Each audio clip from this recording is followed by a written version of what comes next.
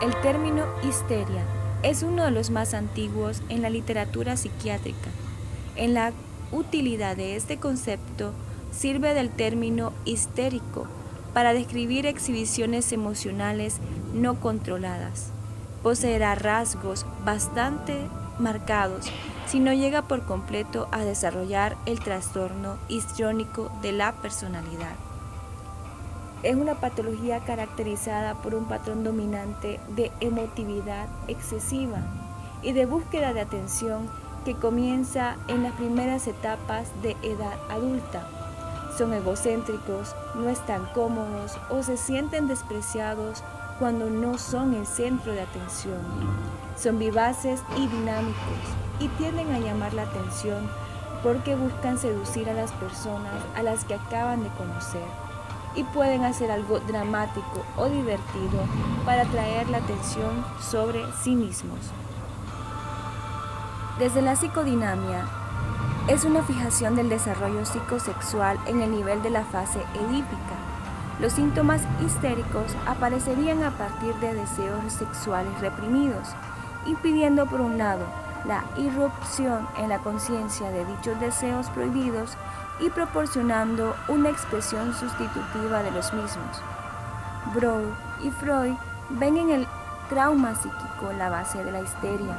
Dichos traumas serían extraídos de la conciencia mediante los mecanismos de disociación, represión y conversión. En cambio, otros autores, Marmor, Reitz, Sperling, enfatizan además la importancia de la fijación preedípica. En palabras de Marmor, lo que habría en estos pacientes sería una mezcla heterogénea de fijación y conflicto. Y cuando se comparan unos pacientes histéricos con otros, se encuentran amplias diferencias que podrían ser puntos dentro de una estructura continua del trastorno marcado por dos polaridades de la histeria, la buena genital y la mala oral. Este espectro refleja el grado de disfunción del ego o el nivel de desarrollo adquirido en el curso de la maduración. Bladker y Topping sugieren que la personalidad histérica surge de los niveles psicosexuales, pregenital y genital. La organización de personalidad más infantil se daría a partir del maternaje inadecuado, un abuso sexual físico y de privación durante la infancia, dando como un resultado a un adulto con una conducta caótica, extrema e inestable. Se origina en los problemas de triangulación y hay cierta pérdida de la realidad. El yo obedece a la realidad y sofoca un fragmentado ello.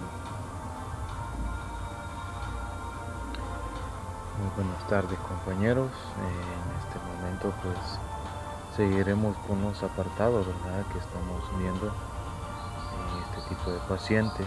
Este paciente es el histérico y vamos a hablar sobre lo que es el conflicto central, donde se genera ese conflicto del paciente histérico. Se da en la etapa fálica, de 4 a 6 años, y donde se encuentra el complejo de Edipo, ¿verdad?, la tríada edípica, donde no está resuelto, ¿verdad?, entre el paciente y sus padres no hay nada resuelto. Y es en esta etapa donde se genera predomina, ¿verdad?, la angustia, que es el estado de intranquilidad o inquietud muy intensas, causado especialmente por algo desagradable o por la amenaza de una desgracia o un peligro. Y también encontramos lo que es la castración,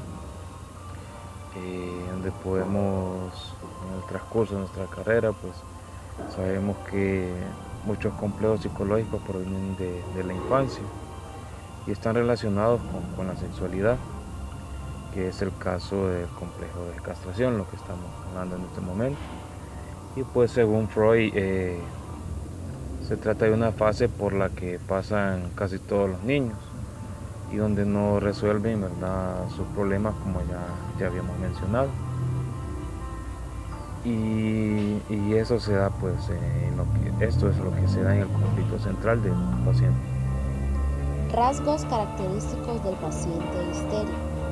Las características esenciales son la emotividad generalizada y excesiva y el comportamiento de búsqueda de atención. Se puede decir que el paciente histérico tiende a llamar la atención sobre ellos mismos.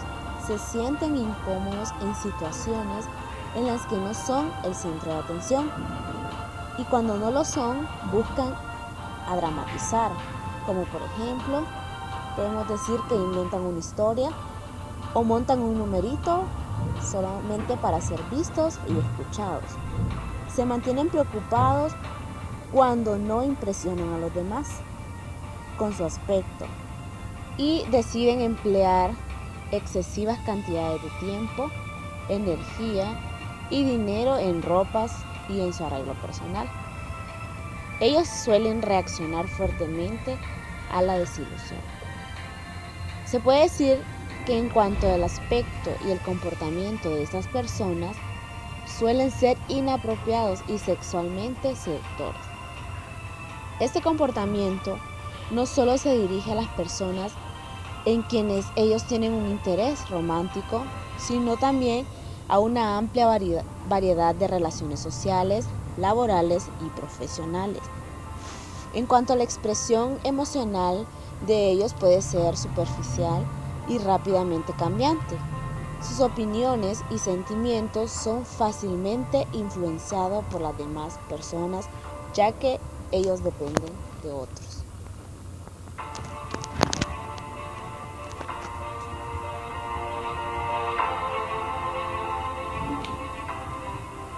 Los mecanismos de defensa utilizados en el histérico son menos fijos o estables que aquellos que emplea el obsesivo. Por ejemplo, la represión. Los síntomas histéricos defienden al ego del nuevo despertar de la sexualidad reprimida. Por ejemplo, las fallas de la memoria, la amnesia histérica y la falta de sentimiento sexual son manifestaciones clínicas de represión. El histérico también utiliza el mecanismo de identificación.